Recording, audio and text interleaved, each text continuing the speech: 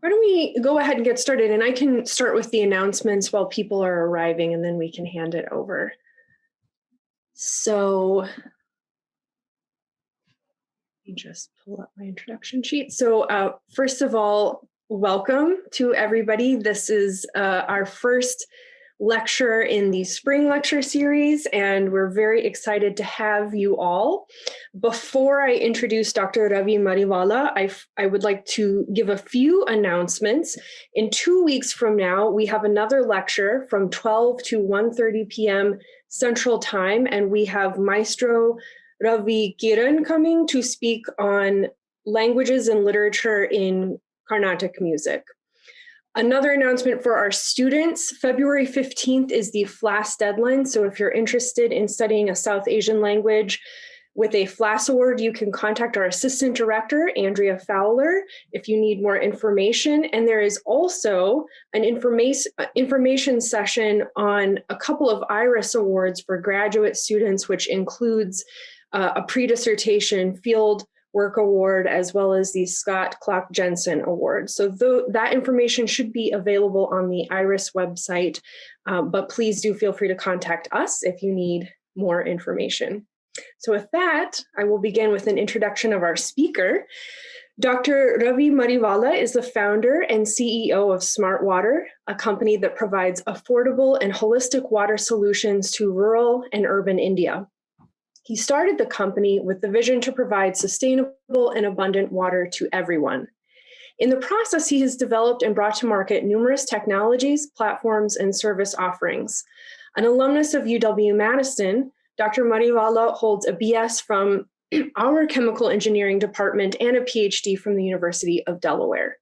He has developed 5 patents, authored over 17 publications in international peer-reviewed journals, and has over 25 years of experience in chemical and allied industrial processes. Dr. Mariwala has presented at numerous universities in international academic and industry meetings alike. We are delighted and honored to have him back with us today at UW-Madison. So please ready your clap emojis and to be as interactive as you possibly can. And help me to welcome Dr. Mariwala as not only our inaugural speaker of the Spring 2021 lecture series, but also our inaugural alumni speaker. Thank you. Yeah. Thanks very much for the kind words out here. I mean, it feels really nice to be back in Madison, even virtually, but it feels really good. And I was just chatting with Andrea, Tyler, and Sarah earlier that I could trade some warm weather with the snow out here. On that note, I think I'd like to talk about the winds of change, with changes which are coming around. I think the presidential election in the US brought in some fresh breeze out here. So it's happened in India. We every end of Jan or early Feb, we have the national budget which comes out for the year. And it was very, very heartening to hear that the allocation to water and related amenities is quite significant in this budget, almost to the tune of about $18 billion. So that's really a fresh wind which is blowing this way too. And what's very interesting is that about a year and a half ago, I had a pretty good conversation with the minister in charge of the water resources. And some of the ideas we shared is also being articulated and the changes they want to bring about. So we'll touch upon that. But before we always believe in hope and the better world coming to us, what I'd like to look at is what are the real challenges on ground.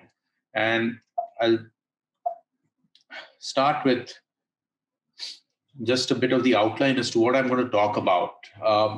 I've been traveling extensively in India and trying to understand what's really the issue with water out here. And one of the things which I'm going to be doing is sharing my observations on the ground across India. India is a pretty big country, so we'll restrict ourselves to about 3 or 4 locations, but it gives you a gist of what's really happening on the ground. And then we will talk about a comprehensive overview of water in India. What is really the issue? What are the challenges? What are the real numbers which are there? And can we work with that a little bit to come up with a simple framework for understanding the issues and the opportunities it presents? And of course, going forward, how do we handle this complex problem? So I'll share a few thoughts on that. And after that, I'd love to hear from you, or you can have a nice conversation and a couple of answers, questions also, so we can discuss some things coming out of this. So what I'm going to start with is looking at basically 4 states I visited, and I've seen some diverse water-related issues. And these are quite interesting. I'll talk about a visit to the state of Uttarakhand, which is in the a hilly area of India in the northern part. It's about 6-8 hour drive from New Delhi, northeast. And in the state of UP, where I had a very interesting visit to the town of Vrindavan near Agra, which was very interesting, and it was quite a revealing experience out there. Then we'll shift our gears to the south central part on the Deccan Plateau to a district of Ballari, which is got a lot of iron ore reserves, and there's one of the largest steel factories of India, and understand what's the situation out there and what the steel factories are doing about it. And of course, then we get to my hometown, Mumbai, which is the commercial capital of India. And you'll understand the dichotomies which are really going on in this country. And Bombay gives you a tremendous example of it. It's the commercial capital. And I think Nikhil Anand from University of Pennsylvania rightly put it. It's also the hydraulic city of India. So I'll touch upon it briefly also. So looking at Uttarakhand is a very hilly state. And both the lower Himalayas or the Shivaliks form the lower part of it. And then the higher mountains up to the height of about 25,000 feet also are in this state, predominantly a mountain called Nanda Devi. And I went here in 2019 on behest of the Minister of Irrigation and Tourism. He said, please have a look at the water. A lot of people are falling sick. So we need to understand what's really going on. So I spent 3 or 4 days traveling in the district of Pauri, Gadwal, and looking at water resources, water sampling, and testing the water. So what I'm going to share out here is that we went to a village called Gudinda, which is probably about 8 hours drive from Rishikesh. And what we see is that typical rivulet, which is feeding the river Ganges out here. And along the banks of the rivulet, we find typical water treatment plants. One of the issues with these water treatment plants is that they're quite old, and they're quite energy inefficient. There are lots of large, nice pumps, but they're quite inefficient because everybody wants to go for the lowest capital cost, and as a result, they compromise the operating cost, and that's been the bane across India out here. And now this plant was set up by the government, but now it's being maintained and operated by a private party or private company. And this is a typical operator who's trying to do something with the plant. But on talking to him, we understood that he knows very little about it. What he understands is switching on and off the pumps and cleaning out things. So operation and maintenance was just very, very superficial. There was not really any checks about quality of water, etc., being done. And then we went through the village. From the plant, we climbed up to the village, and what we find is a very interesting tank which gets filled up every day, and by gravity it distributes water to all the houses in the village. And I had taken my testing kits out there, and we tested the water, and what we found very interestingly is that the water quality from the point of view of physical and chemical parameters were excellent. Low levels of salt, very clear water, but the biological contamination was predominantly present, mostly in the form of coliform and E. coli, which we were testing at that time. And that's across the board, it's present because most of the sewage in this area is not treated, it's directly discharged into the water. So this is typically a common toilet which is present in the village. The toilet looks very good, it's very clean, but the water which is coming out of the toilet is just let out. It's not treated at all. So that's the bane. So this toilet came about because of the government's drive to build toilets and get away from open defecation in India. So the whole scheme was called the Swachh Bharat Abhiyan, means Clean India initiative. And as a result, a lot of the toilets came up, but they were just the toilets which were made. But no sewage system or septic handling was designed for it, and one could get water, but again, you were just taking out the dirt from one place to the other, and you really never took care of it. So I'll touch upon this a little further also, and we'll understand the issues with what's related with sewage in this country.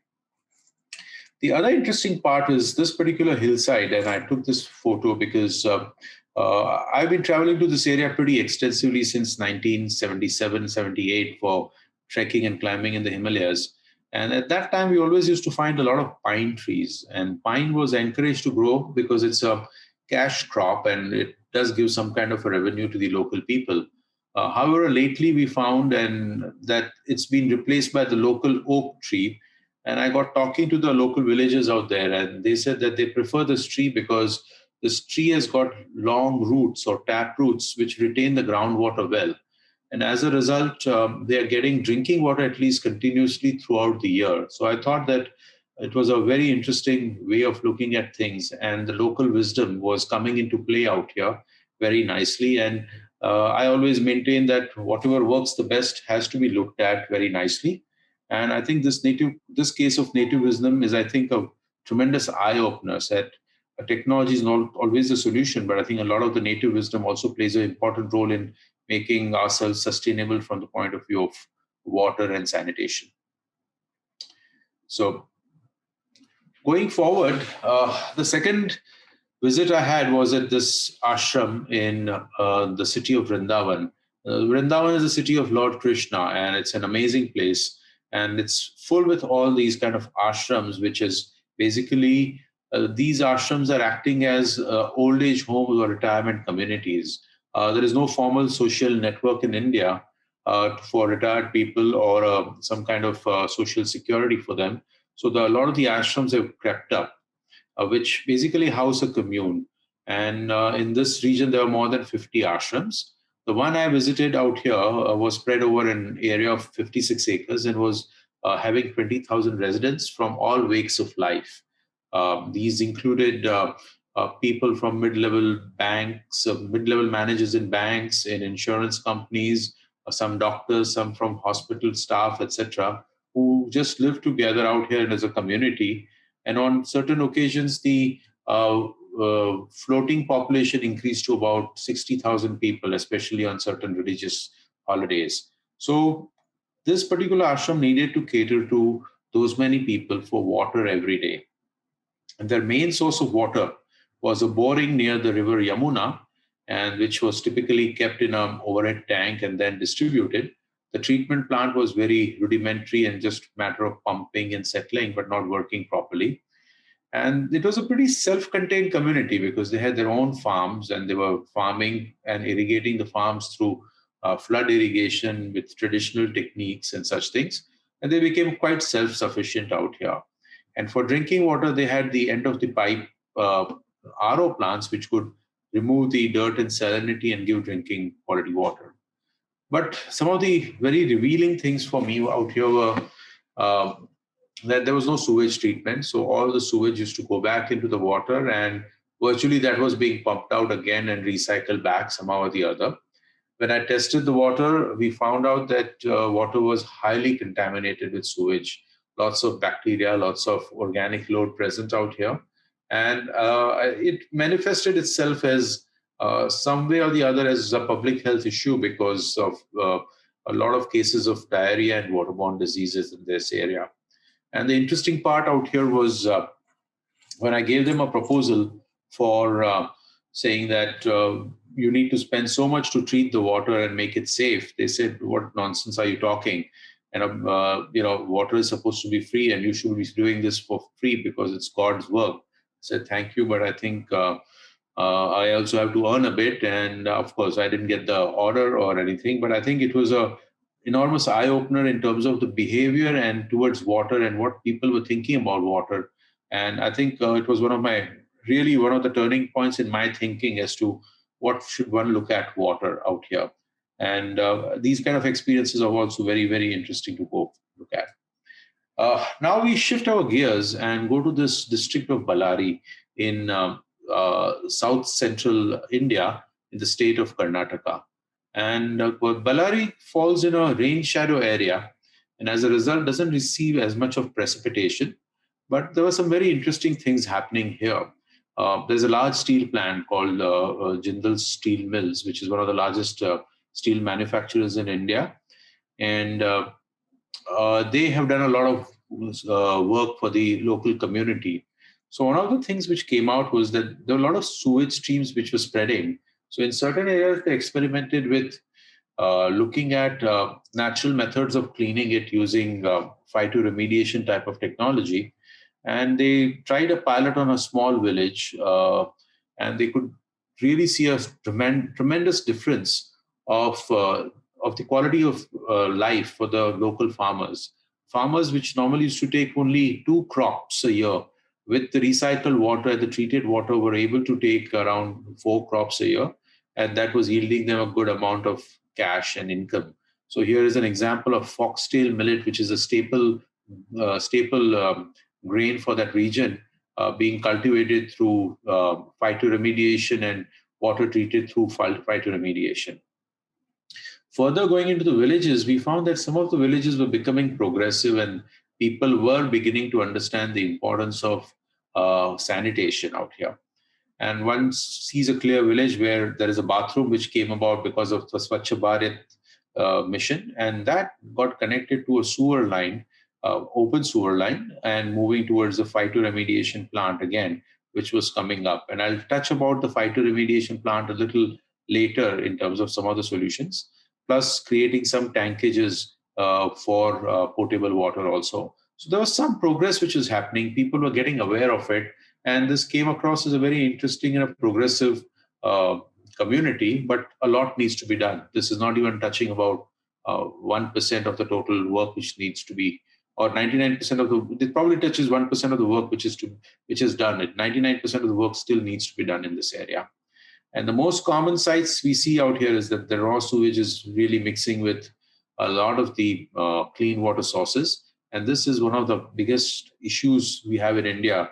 And pan-India, we're having a lot of issues with respect to biological contaminants, as well as some of the lower geological contaminants out here. Now, if you look at the hydraulic city, which is Mumbai, my hometown, it's a very interesting study in history and anthropology. Bombay sits out here. It's an island which was made out of 7 small islands after filling up the land between, filling up the sea between them. And north of Bombay, there is a region of Vaitarna and Igatpuri, which is the catchment area. We get lots of rains during the monsoon, 4 months of monsoon, which get collected in this lake at an elevation of about 2,500 to 3,000 feet. And by gravity, the water flows down to Bombay through these kind of pipelines. And from these pipelines, what we see is the water coming into high rises through meters, which are kind of monitored by the municipal corporation. The high rises get the water in an underground tank. They pump it up to the top of the building, and then they are distributed by gravity to the other flats out there or apartments out there. But majority of Bombay gets water through such an access, which is a tanker goes into an area, typically around 55% of the area, which is under slums, and then water gets distributed, and it's a pretty chaotic sight. It's a sad sight to see that, because people are scrounging for water, they're fighting for water, and they typically end up wasting 2 to 3 hours just looking for water out here. So you see, on one hand, you're getting a pretty regular water supply out here, though not the perfect one. But on the other hand, there is a fight which is going on for water. So you're seeing 2 sides of the same coin everywhere within India. So what I did was, we wanted to understand in one of the projects with some of the high school kids, and I love mentoring these high school kids to just inculcate some ideas of science and technology in them. We decided we'll do a small project, and we created a water quality index, which is a statistical index where we look at physical, chemical, and biological contaminants. And we were always hearing about biological or waterborne diseases. So we weighed it heavily in favor of the biological contaminants. And what we found is that the municipal supply is pretty good. It is about 82% of the samples we tested were very healthy to drink directly. But when we tested the water samples from the apartments, we found that about 65% of them were non-potable, and 17.5% were okay. So there was a kind of a dichotomy. And what we found out here is that most of the issues come up because the infrastructure within the society, which is a cooperative society, is not maintained well. And that contributes to this disturbance in the water quality and deterioration of water quality. And then we tested the waters at various points in a river, in which the so-called treated sewage is discharged, which finally leads to the sea, the Arabian Sea. And what we found is that none of the sample qualified with respect to the standards laid down by the Pollution Control Board out here.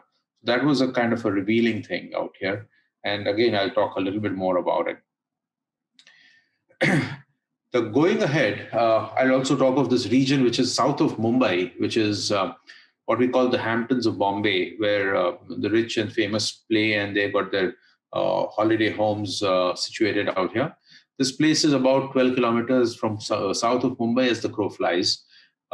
It's become a part of Mumbai metropolitan region now and receives substantial rainfall, about 2,400 millimeters or 2.4 meters of rainfall out here. The homes are typically very large. There is no pipe water supply, and the reliance is tremendously on the groundwater and surface water. The per capita usage, interestingly, increases to about 10 to 15 times that of Mumbai, because the residents want to have lush lawns out here, large swimming pools, etc. So water is not looked upon very systematically out here. And there is no policy or regulation for water withdrawal, recharge, sewage treatment is virtually non-existent. And most of the time, the groundwater runs dry by March or April because of the low holding capacity of the soil and aquifers. It's mostly a basaltic region, so water holding capacity is quite low. So they tend to rely on the tankers, which provide water, mainly to water the lawns every day. So this becomes, again, a dichotomy that you have rich homes, but no water sources. So how do you live with this kind of a dichotomy? So this got us thinking a lot, and we're kind of starting to look at a lot of the solutions and trying to push some aspects of policy where at least recharge of groundwater is made mandatory, but it's going to be a long haul. So thus, looking at these examples, how do we comprehensively view water in India? So I'll talk about it in terms of the availability, the uses, the quality. We'll talk a little bit about potable water and sewage, water access, public health, and the economics of it. So I'll go through each of this. It's pretty dense in terms of the data it has got, but I think it's essential to look at that because it just tells us the complexity of the problem, what we have out here.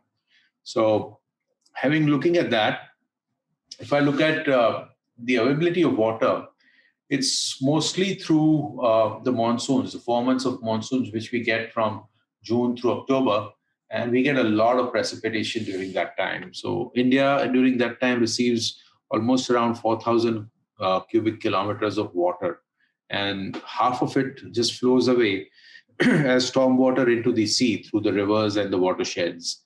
And about 1,100 to 1,200 cubic kilometers of water is the usable resource, which is kind of split between groundwater and surface water in the ratio of about 70 to 30.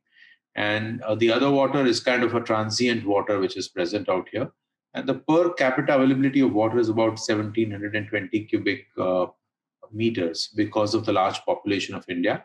So what I gather from this is that we are getting a fairly regular monsoon, a fairly predictable monsoon, and the fairly predictable quantities of water we're getting. There might be minor variation and regional variations, but this is a good thing going for us. This is a good thing going for us. And what's interesting is that the challenge lies in how do we harness all this water. So I think on the water availability side, we are pretty strong out here. But what's going on is some other issues. So if you look at the uses of this water, about between 80 and 85% is used for agriculture purposes, 5 to 6% for potable and industrial uses. Hydropower uses a substantial amount of water, and there are some miscellaneous uses which happen. So we see that predominant use of water is agriculture, and this has got enormous bearing on a lot of other things which are happening here. If you look at the uh, quality the quality of water, it's pretty diverse. We can literally break the region down into roughly three areas. We have the Deccan Plateau, which is basically a plateau of basaltic rock rising about 1,000 meters above the sea level. And it's pretty dense rocky strata out here, where we have a lot of groundwater with contaminants. And along the axis out here, we find a lot of fluoride, which is present, and nitrates, which are present because of the runoffs from from fields which are overly fertilized using urea because of the skewed government policy at that time. Now it's changing dramatically. On the eastern side, what we find is a lot of arsenic and iron, which is available, which is present in the ground naturally. And on the upper side, what we find is a very sandy strata, which has got reasonably saline water.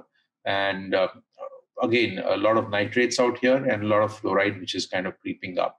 So when you put all this together, we have a pretty complex problem to solve, and there's no one solution. Every region requires different solutions to treat water and make it usable and potable. The other kind of alarming point is that across the country, what we have is tremendous biological contaminants present. So most of the water are contaminated with coliform and E. coli, and be very difficult to drink water directly from any source.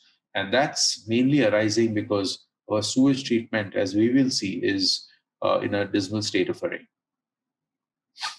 So if you look at the potable water and sewage, we require about 56 billion cubic meters of potable water a year. We consume that much. That translates to about 153 million cubic meters per day. And sewage generated out of this is about 78 million cubic meters per day. And the alarming factor is that the treatment capacity for sewage is only about 26 million cubic meter, out of which we are only using around 22 million cubic meters per day. So the 53 million cubic meters, which comprises of almost 70% of sewage, goes untreated back into the environment. And this is the major cause of water contamination.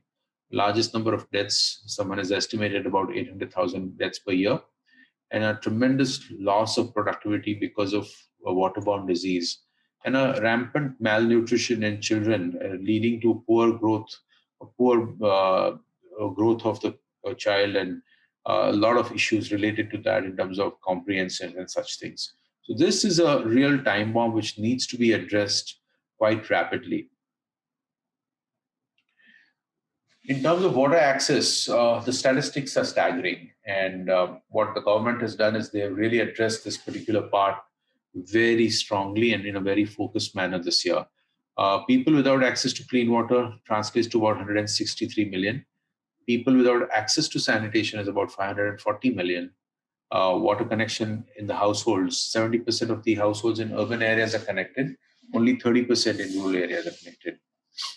As a whole, we estimate that women spend a lot of time every year fetching water, which is a huge problem. In fact, one of the stories which I read very early on when I was a teenager was one of the things kind of stuck at the back of my mind, which has prompted me to get into water, because in some of the villages in Gujarat, women had to walk 6 hours a day to get 2 pots of water, barely for drinking and cooking, and they could not even take care of themselves. So that was really disturbing, and I think that stayed with me, and I think it is one of the factors which has prompted me to work in this area.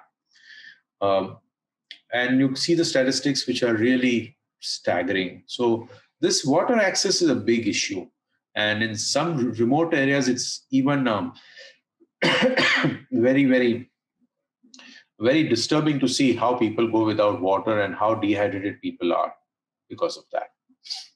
The effect of poor quality of water on public health is also enormous. 20% of the country's diseases are related to water.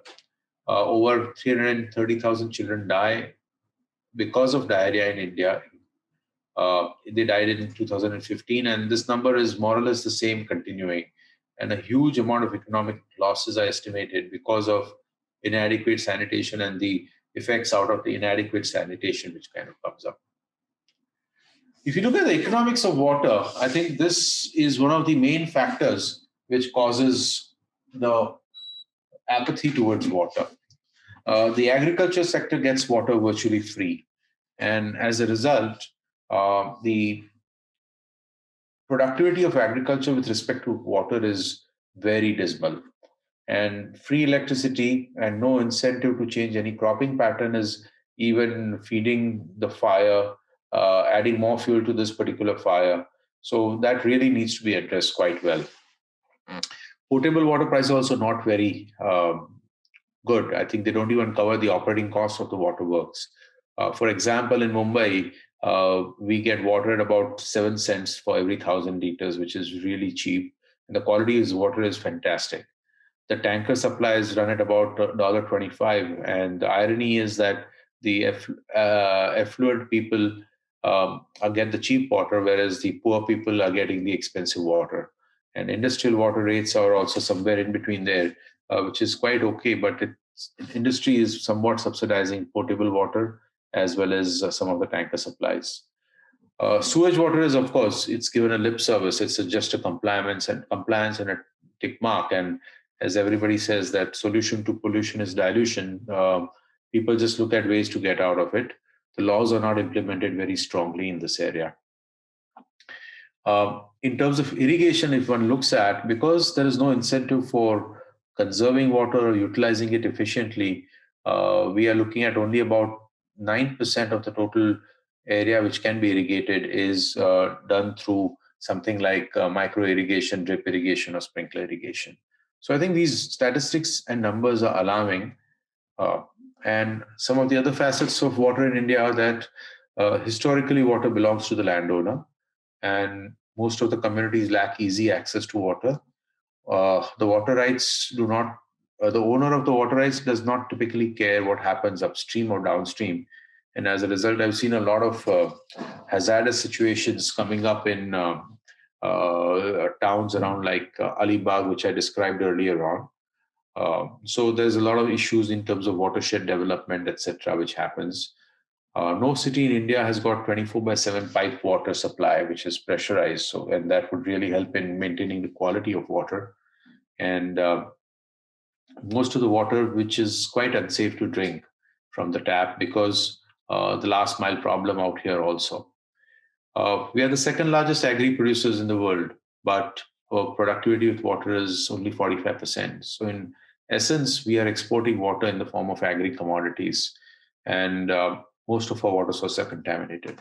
So funnily, one of my doctor cousins said that, to sum up this whole thing, what really stands out is that the rivers of India are at a direct communication with the lower end of the gastrointestinal tract of those who live upstream, with the upper end of those who live downstream. So I think that summarizes as to what the situation is going on out here. So what is the way forward? I think we can always describe the problems, but one has to think through these problems and move forward. So what can one do to achieve this? To begin with, I think we should set a goal of meeting all the UNSDGs so that access of water is there. There is adequate sanitation, adequate clean water, etc. And to specifically look at them, I would put it out as that easy access to adequate, consistent, and clean water. There are some interesting points which kind of came up out here, where if a community was given adequate and consistent and clean water supply, they're willing to pay for it. So I think that's a big understanding on what really matters to people, where are they willing to spend and where they are not willing to spend. Second thing is sewage treatment compliances. I think this is really important for the public health of the nation. Sewage treatment compliance will lead to better management of the drinking water sources. and it will pollute the environment or reduce the pollution within the environment. And I'm very happy to say that a lot of the steps are being taken on that. When I describe and I talk about the government initiatives, I think a lot of good steps have been taken in this direction. The other thing which was very interesting, and I talked to the Minister of the Water Resources about the multiple uses of water. And this is something which is interesting because if industrial water is used or sewage or water is treated and used multiple times, the burden on the potable water comes down. And as a result, potable water is going to be available, and that's the priority which government is giving. Government is giving the highest priority to potable water. So multiple use of water is something which is very important to do, and agriculture will really take that up very nicely. But uh, the elephant in the room is the agricultural mindset change, and that really requires some deep thinking in this matter. So if I look at a very simple framework to where do we focus our efforts, I look at it in a very simplistic manner so that it helps us do things on the ground. So one of the most simplest thing is that we need to have behavior change, and that comprises of about 50% of the problem. Water management comprises of about 30% of the problem, and technology is only about 20% of the problem. I think we address it in this particular manner. I think we can make great inroads towards water sustainability and water security. And for each of this, what I look at it is, if you look at the behavior change, there are four pillars on which it rests. One is engaging and communicating, building trust, building interdependence, and pricing it. So uh, a community has to be very well engaged and educated about water and what it really means. The younger generation is very open. Most of the Indian average age is falling day by day, and the younger generation is very active. They're very well educated, they're well read, and they're very aware of such things, and they care about the environment. And I think it's a great way to bring them into mainstream and bring about a change through younger generation and communicate. I think there is not enough communication which is happening, and clear communication, well established facts, scientific facts, and scientific communication is very important uh, to bring about a behavior change towards water. Building trust, that's the difficult and long drawn path. But through actions and results, I think trust does come up. And one of the things which I have learned in this whole process is the change has to be in small steps and a continuous rather than a step change. If there's a step change, people get upset and their normal day-to-day life balance is kind of disturbed, and that they don't like. So slow, continuous change through communication and building trust becomes very important. And if you drive the agenda through community and empowerment, I think it benefits everybody, and that works quite well. And there are lots of pockets of example of it.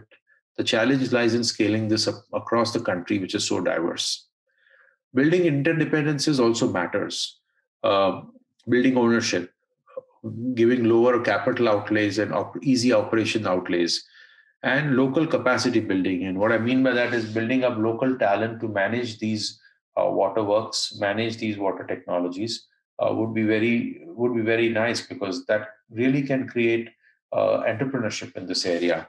And once that comes up, I think a lot of the systems start moving. In terms of pricing, there are two things which are very important. One is measure, measure, measure. Measure how much water you're getting, because most of the people don't know how much water they're consuming. And appropriate pricing mechanisms. If appropriate pricing mechanisms come in, I think that will really change the behavior very fast. But um, it's a very difficult political move, and not many people are wanting to tame that particular devil out here. Looking at water management, again, it rests on four pillars. One is the management policy and law, building adequate infrastructure for water storage and usage, groundwater replenishment. I want to talk a little bit about that as to what we see, and demand side interventions. So, in terms of water management policies, I feel that there are two or three things which are very important. One is to define whom does the water belong to. I think we can take some cues from countries like Israel or Singapore, where water is so critical, and how they are defining water and the ownership of water. which becomes really important. Uh, the second part is water should be considered as a national security and sustainability issue. And with so many rivers flowing through India and part of them being in China and Pakistan, this dialogue needs to be going on very well and very important. It's a very important dialogue to have. And the water laws, they have to be implemented not just on paper, but also in spirit. I think these are three very important steps for water management and policy. Building adequate infrastructure for water usage. I think this, how much ever we do, will require more and more of that. So unless we price it, I think the rational thought behind this will not come in. We are really damming the country, literally and figuratively also. Lots of dams and check dams have been created, and as a result, the natural flows of water are being disrupted, which is not good for the nation and not good for the environment. So building adequate infrastructure will depend a lot on the demand side interventions. And what we look at out here in demand side interventions is creating economic models for equitable distribution and pricing water appropriately. One of the points which comes up is something like block tariffs, where we can look at progressive tariffs as we consume more water so that there is equitable distribution. Johannesburg model is something which one can look at for creating such a equitable distribution model and creating easy access to water. This one interesting point which came out of the book Hydraulic City was the citizenship of a city came through getting a water connection in Bombay. And that was a very large political move whereby the migrants from elsewhere in the country came, and first thing they looked for was a place to live and a water connection, because that gave them the citizenship of the city. And that's, I think, created a lot of issues on easy access to water.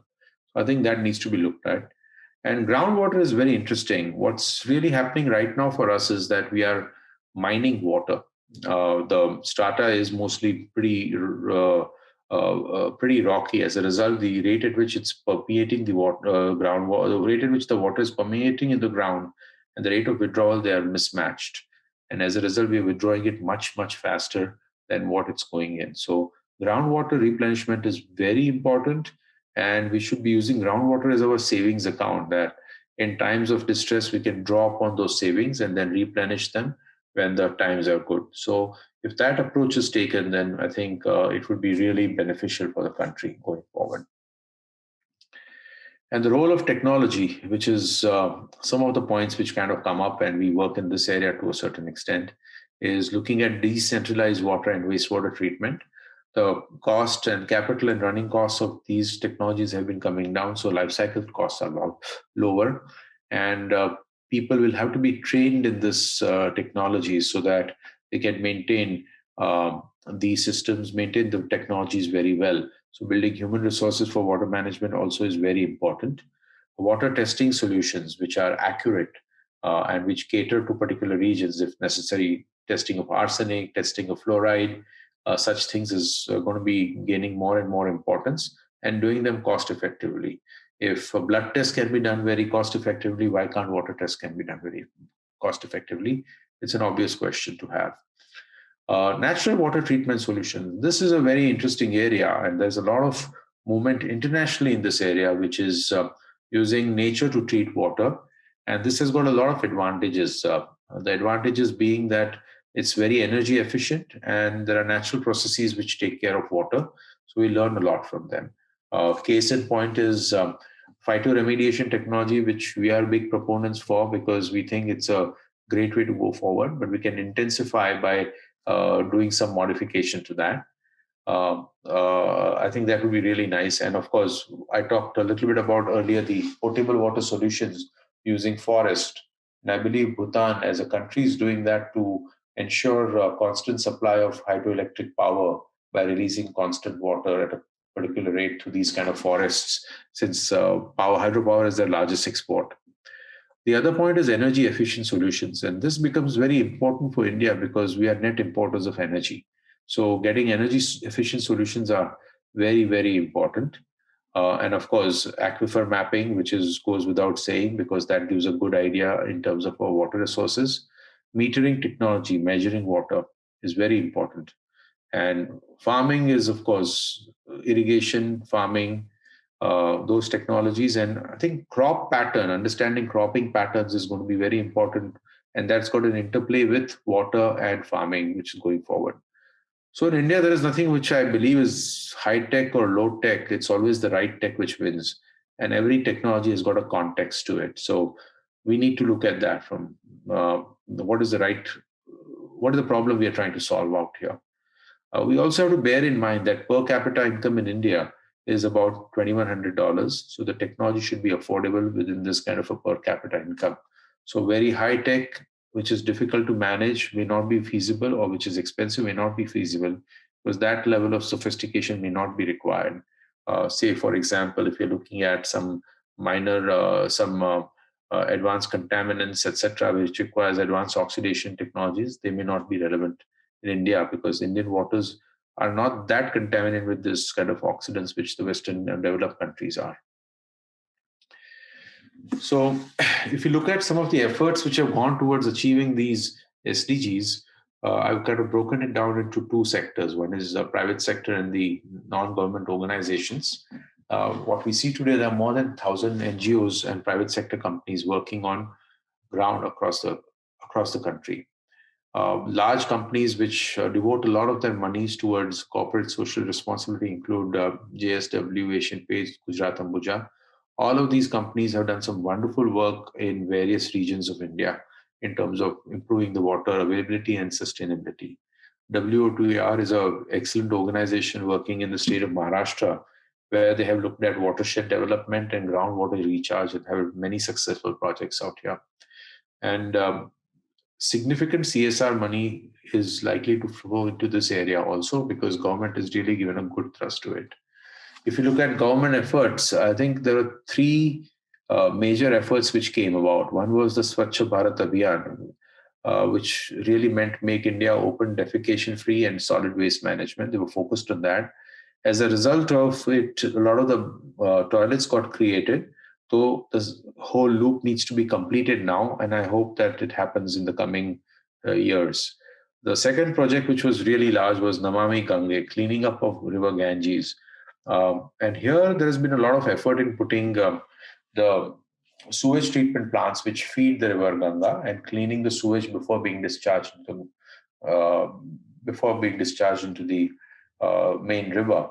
The initial signs are pretty good, and there are lots of nice green shoots which are coming up. I've been observing some of the data which is coming from the state of Uttarakhand and Uttar Pradesh in this. And this becomes really important because it supports almost 350 million people in India. And the last initiative has been with the national labs. India has got a good network of national research labs, and they are on a mission-driven agenda for water sustainability and security, which is very heartening to see, because these technologies are very relevant to the country, and they really have taken at heart the country's need of the hour and how we can move forward. So if I have to sum this up, how would I do that? The whole issue of water in India. And the way I can sum it up is probably the best thing to say is it's almost a Dickinsonian epic. What we see out here is the best of the time. We see the worst of the times. It's the age of wisdom. It's the age of foolishness. We have everything before us and we have nothing before us. And with that, I would like to say thank you very much, and on Wisconsin. I'd be happy to take any questions if there are out here. Thank you so much, Dr.